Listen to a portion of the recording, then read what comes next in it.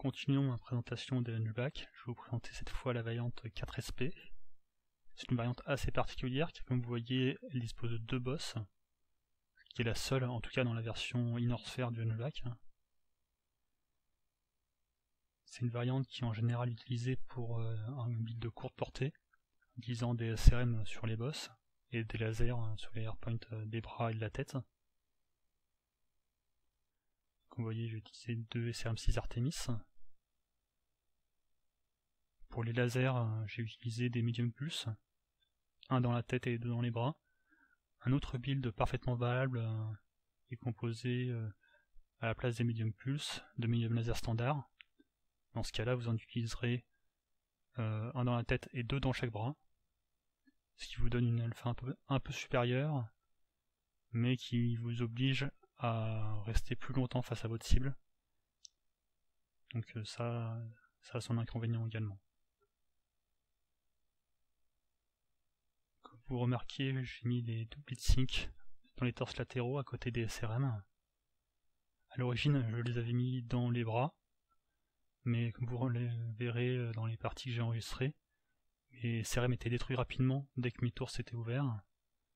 Donc je les ai mis dans cette position en espérant que ce soit les heatsink qui prennent plutôt que les missiles et pouvoir garder mon arme plus longtemps.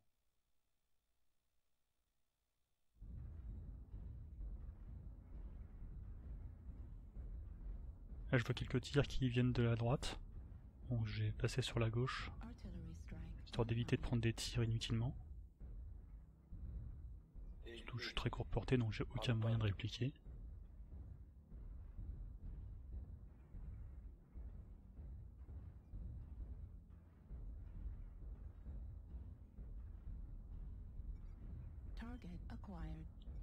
Là j'essaie de savoir un peu où est l'ennemi. Il y en a quelques-uns sur la gauche. Peut-être essayer de voir si je peux pas avoir un petit poke.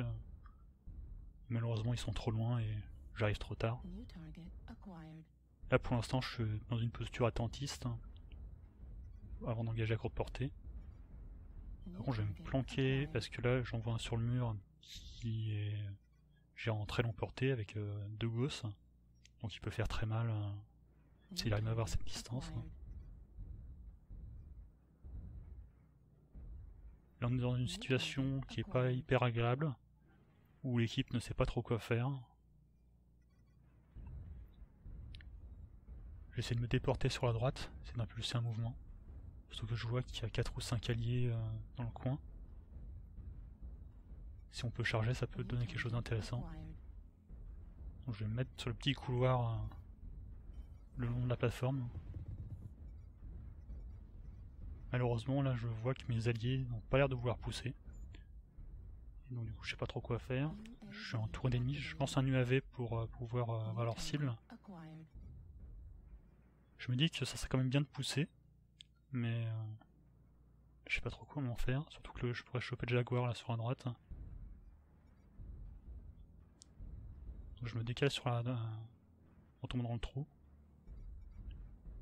Voilà, honnêtement, j'ai chargé tout seul, c'est pas une bonne idée, faut pas suivre l'exemple. Et parfois on est un peu impatient. Alors pour l'instant ça reste pas mal, je suis relativement raisonnable. C'est à partir de maintenant que ça commence vraiment à devenir du suicide. Je vais pousser sur les deux mecs qui sont en face de moi, en exposant mon dos à l'équipe ennemie. Et comme vous voyez, je prends très cher. Encore, je dis très cher, j'aurais pu mourir si les ennemis m'avaient bien visé. Là c'est bon, je suis un peu en sécurité par ceux qui sont sur la plateforme. Je me retrouve à 2 contre 1. J'ai lancé une artillerie. J'ai de la chance parce que ça tue le stalker. Du coup je suis à 1 contre 1 contre le Jaguar. Je vois un de ses sides qui est ouvert. Je le coupe en deux. Il perd la moitié de son armement et sa mobilité. Par contre je vois un Direwolf qui arrive, donc j'utilise le mur pour me protéger et continuer à me battre en 1 contre 1. Ça me permet de me surchauffer. Et donc là je peux attaquer le Direwolf. Malheureusement je suis peut-être un peu trop présomptueux. Je me prends un coup de gauss qui me détruit un de mes missiles. Comme je disais dans la présentation, j'ai l'impression qu'ils sont un peu fragiles. Et là je vais profiter que le Direwolf est engagé par un de mes alliés sur le côté pour pouvoir le finir. d'une manière générale, les direwolves sont très puissants si vous les affrontez à 1 contre 1 de face. Et s'ils sont déjà engagés avec vos alliés, vous pouvez les prendre de côté et ils vont tomber rapidement. Finalement, ma charge complètement suicidaire, ça a bien passé. On a pu enfoncer de l'ennemi, on est même gagnant au kill. Malheureusement, l'équipe est encore une fois totalement dispersée, il n'a pas vraiment de cohésion ni de direction. Et on est à nouveau bloqué. Là, à l'instant, je sais pas si vous avez vu, j'ai repéré sur mon radar que le Centurion était vraiment très fragile. On en reparlera tout à l'heure. Là, j'ai vu que le Cheetah, pareil, l'épaule était ouverte. Je peux le couper en deux et lui virer la moitié de son armement. Derrière la plateforme, j'en vois qui arrivent. Ils sont beaucoup trop nombreux pour moi, donc je vais dropper en bas. Je sais pas si vous avez remarqué aussi sur les petites rampes qui permettent d'accéder à la plateforme, on peut tirer par en dessous. Donc faites attention à vos jambes. Je repère notre maraudeur qui est brouillé par un ECM. Je vais essayer de l'aider. Malheureusement, il est tué avant que j'arrive, donc ça me met à mon tour dans une position qui est pas très enviable. Donc je vais essayer de me replier le plus rapidement possible. Malheureusement pour moi, l'équipe Mimi a suivi. Et il se ramène à 4. Donc là, je commence à avoir très peur. Je circule avec mon radar pour essayer de repérer une cible faible. Je me souviens que le Centurion était ouvert. Et je peux lui balancer une alpha et finir. Mais là, je suis un peu bloqué et un peu perdu. Vous voyez malgré tout que ce mec peut vraiment prendre des dégâts avant de tomber. Et il peut aussi infliger énormément de dégâts entre temps.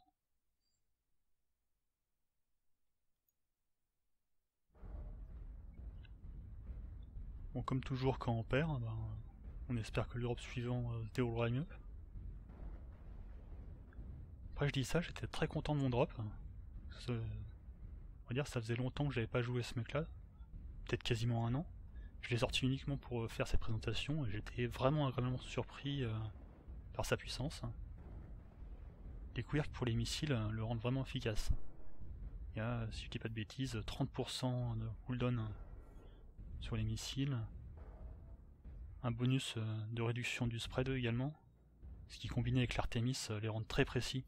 C'est que quasiment tous les missiles touchent au même endroit. Il y a très peu de dispersion.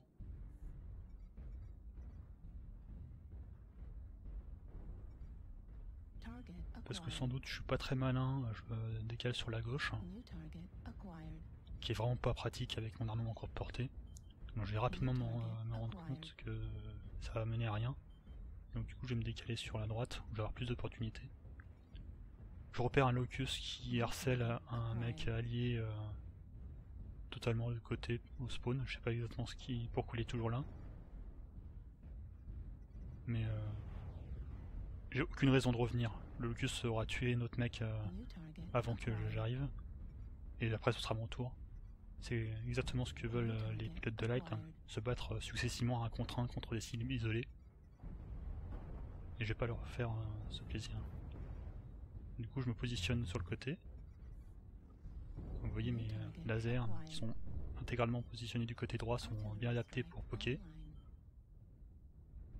Et je repère les cibles. Là je repère un qui est particulièrement intéressant parce qu'il est ouvert sur le torse gauche. Et je sais que c'est sur ce torse gauche qu'il a ses 3 lasers. Si j'arrive à couper ce torse, il a plus d'armement. Donc je vais attendre patiemment. Et paf. J'ai coupé son side. Il est toujours vivant mais il a aucune arme. Là j'avoue j'ai failli tirer sur mon ami.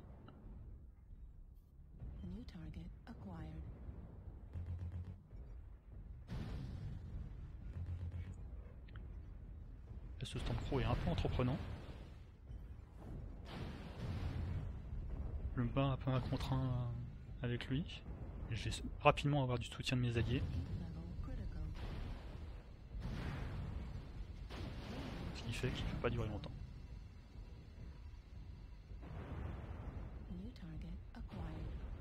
Là je remarque le Locust qui va harceler nos alliés sur la citadelle. Donc je vais me positionner pour pouvoir l'accueillir. Sur des mecs très puissants mais aussi très fragiles. Paf. Un bon coup et il est mort.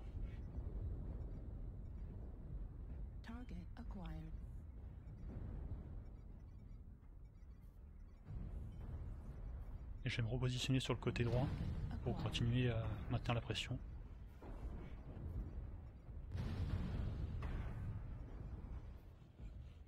Là, avec mon allié devant la ligne de vue, j'ai pas la confirmation que le Kintaro était mort. C'est pour ça que je me suis avancé. C'était une erreur. Où je recule. Je me trouve un peu seul. C'est pour ça que je recule un peu, mais comme je vois mon allié qui avance, je vais le soutenir. Et on va encaisser la charge de 3 ennemis. Focus sur l'Atlas pour l'instant. Mais je vais être pris en cible par le Stormcrow. Donc du coup je vais changer de cible. Je vois qu'il a un flanc abîmé, donc je vais le couper pour détruire 3 de ses missiles.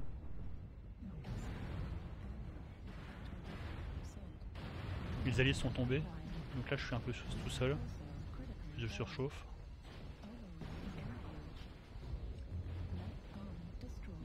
Et j'ai perdu mes 2 missiles. J'arrive à finir l'Atlas, mais il va falloir que je dégage. Utiliser les rochers comme couverture. Je repère que ce mec a le side ouvert, donc j'essaie de le finir. Et coup de chance, il avait un moteur Excel. Et comme vous voyez sur ces 2 parties, il est vraiment important de regarder le radar, d'avoir les informations sur votre cible. Et à ce petit jeu, le module Target Info Gathering est vraiment utile pour avoir l'information plus vite. Là je sais que je suis quasiment mort. J'utilise les rochers pour me protéger un peu des missiles, faire gâcher ses munitions. Et tant que je serai vivant pour lui servir de cible, il ne tirera pas sur mes bottes. Et là je me fais pas trop d'illusions, je vais bientôt y passer. Surtout avec l'Artichita qui va bientôt me tomber dessus.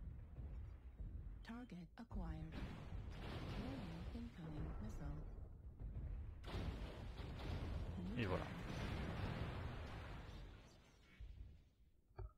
Mais encore une fois, vous voyez, du dégât solide et 4 kills. C'est vraiment un mec que j'avais sous-estimé pendant trop longtemps et qui m'a vraiment impressionné quand je me suis remis.